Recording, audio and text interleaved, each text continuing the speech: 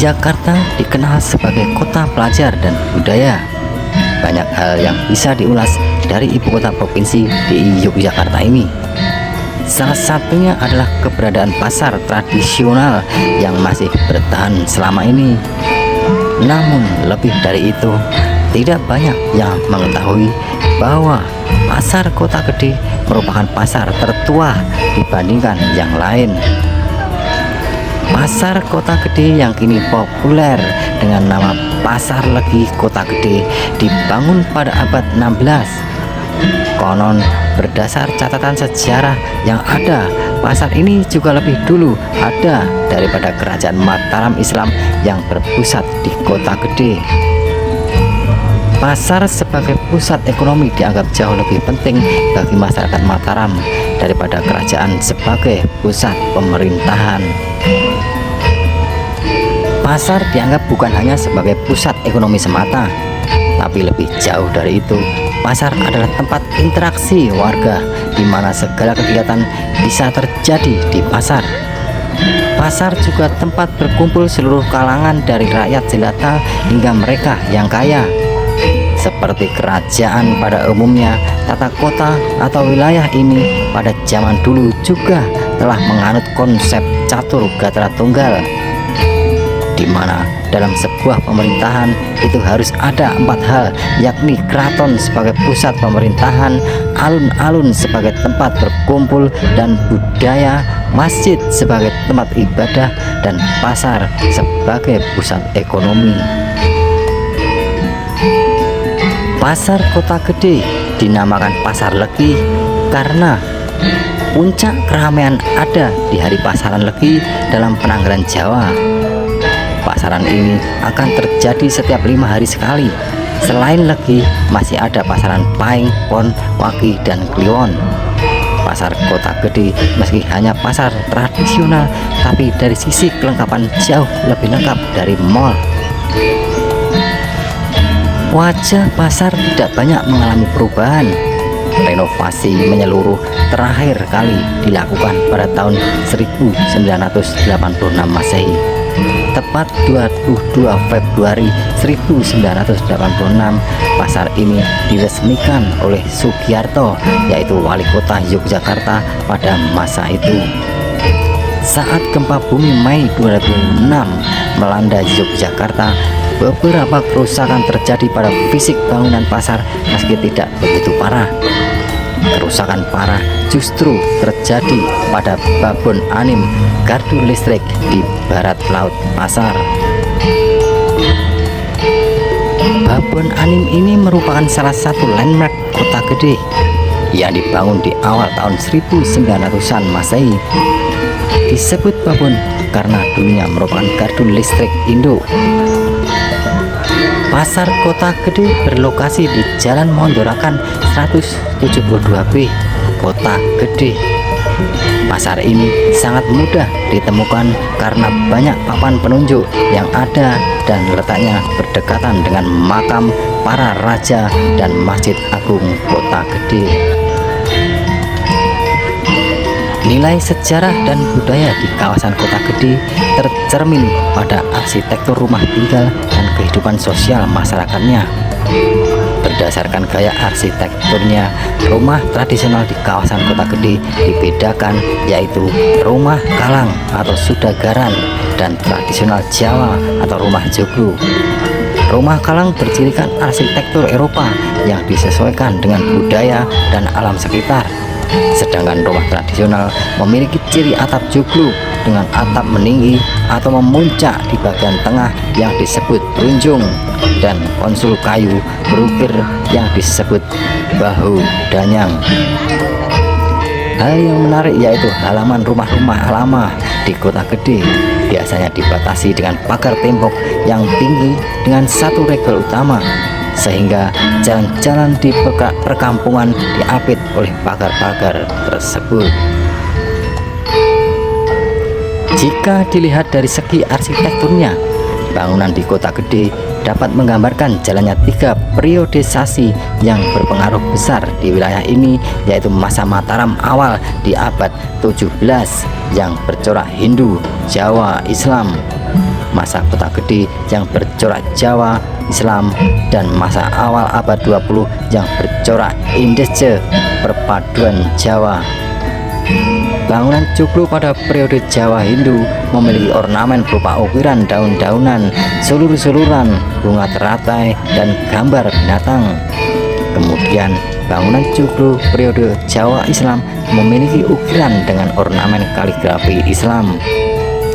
Sementara itu, joglo periode Jawa kolonial ukirannya berupa mahkota kerajaan Belanda dengan perpaduan besi, jendela besar, atau kasar patri khas barat. Selain ornamen, dari segi fungsi joglo juga mengalami perubahan. Di masa Jawa Hindu, sentong joglo digunakan sebagai tempat pemujaan Dewi Sri dan tidak digunakan untuk tidur. Kemudian pada masa Jawa Islam, fungsinya berubah menjadi musola dan digunakan untuk sholat. Fungsi sentong joglo berubah di masa Jawa kolonial, yaitu sebagai tempat bekerja dan tidur. Berdasarkan peninggalan arkeologis dan toponim, dapat diketahui bahwa Kota Gede terdiri atas sejumlah kampung yang dihuni oleh kelompok masyarakat tertentu yang ditunjukkan antara lain melalui nama-nama kampung yang berhubungan dengan profesi, status sosial, atau nama seorang tokoh. Toponim di Kota Gede yang dapat dirunut hingga saat ini adalah Pandean, Samaan, Sayangan, dan Meranggen atau Perajin, Lor Pasar, Renggan, Trunojayan, Jagaragan, Buharen, Purbayan, Jayapranan, Singosaren, Mandarakan atau nama tokoh dan bangsawan, Kauman, Mutihan atau rohaniawan dan ulama, alun-alun, kedaton, dan dalem atau komponen istana yang berhubungan dengan tumbuhan, misalnya patalan dan basen.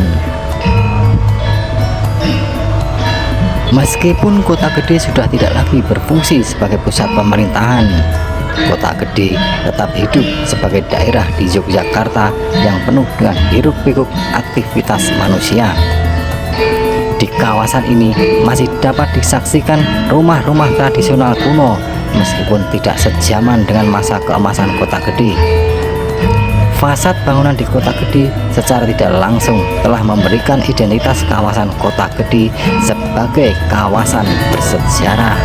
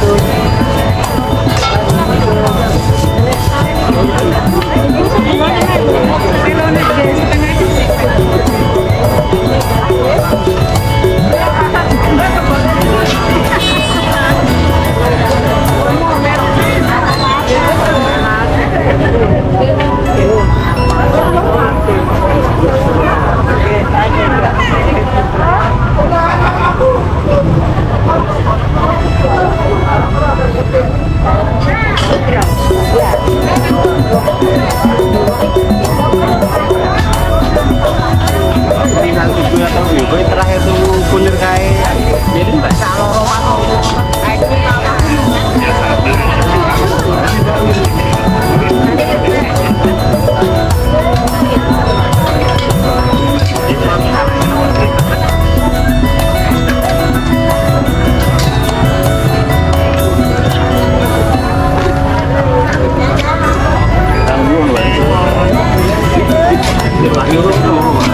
ini ya.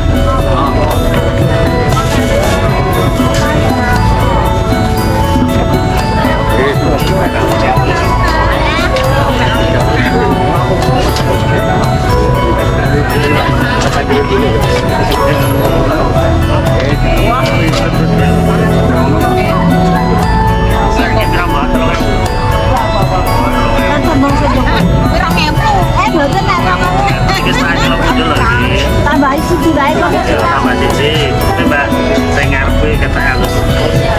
Yo wes. Temenku mau terus tak resek. Bangga. Sakit apa? Apa? Kangkong. Sakit pintar. Kira kira namanya apa ya? Oke, makasih.